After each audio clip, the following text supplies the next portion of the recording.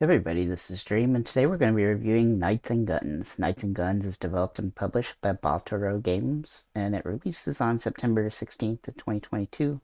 It is $9.99 on Xbox, and this is kind of a action arcade game. Let me get in the game and kind of show you what it's about.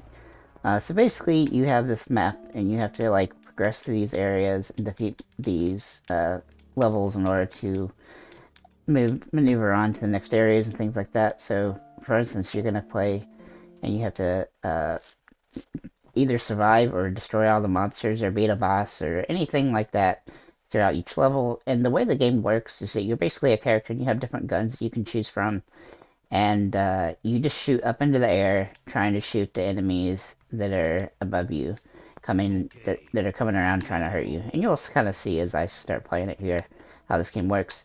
There was a game back when I was a kid called Bubble Trouble or something like that, and it had a very similar mechanic. Granted, you were just shooting at, you were just utilizing your weapons to shoot like balls, but in this game you're going up against enemies, and those enemies, some of them can shoot at you and things like that.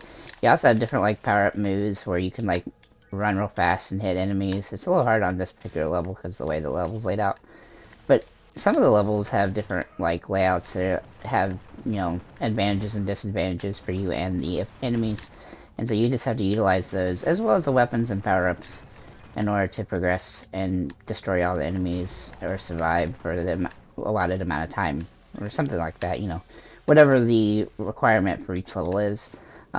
You also have to play each level, at least for all the achievements, you have to play each level with every different weapon that they offer for that level. In order to get all the achievements in the game, and it is actually a fairly long game, surprisingly. I kind of expected it to be pretty short, and, you know, it has this weird feeling that it's really long, but also really short at the same time, but it is really kind of long. It's going to take, you know, a good amount of hours of playing to get through, get all the achievements, and also even get enough money to buy all the upgrades and stuff that you can.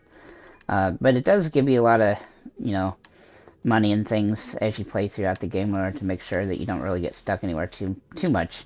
And you can also play this in couch co-op. I found that I can actually play this game with a second controller by myself by just holding down the A button on the second controller in order for it to shoot and stay in stationary. For the most part, it just helps kill off enemies a little bit faster.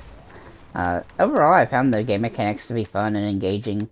You've definitely seen games like this before. Obviously, the game I was talking about, Bubble Trouble, was out back in the early 2000s, so it's, you know, I played it in high school, so it's definitely not something that really brings anything completely new to the genre of game.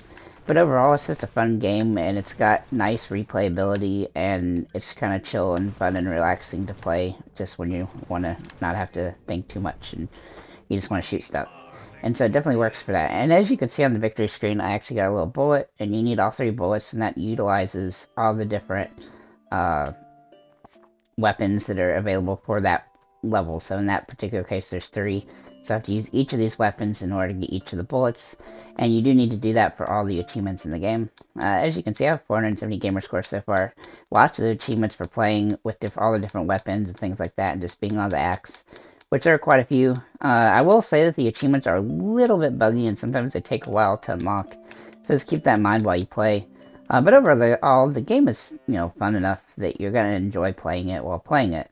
The only real downside, like I said, was the achievements, and also just there's a little bit of, sometimes, offness with, like, the movement and things like that, especially with the dash thing. Like, it'll refill the thing, but sometimes I don't dash.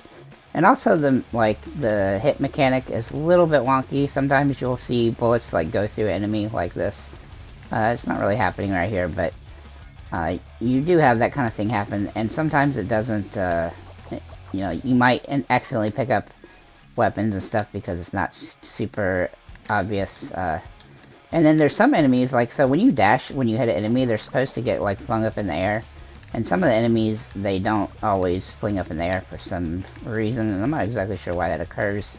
But just something to keep in mind. It's not, like, gigantic, like, it doesn't destroy the game or anything, but it does sometimes get you stuck and things like that with needing life and stuff. You can also buy upgrades that give you, like, replays if you do die in a level, which it looks like I might actually die in this level here. But overall, the game is simple enough to play and just kind of pick up and have fun playing. So that's pretty much all I have for this one. For the price point of $9.99, I don't feel like that price is very bad either.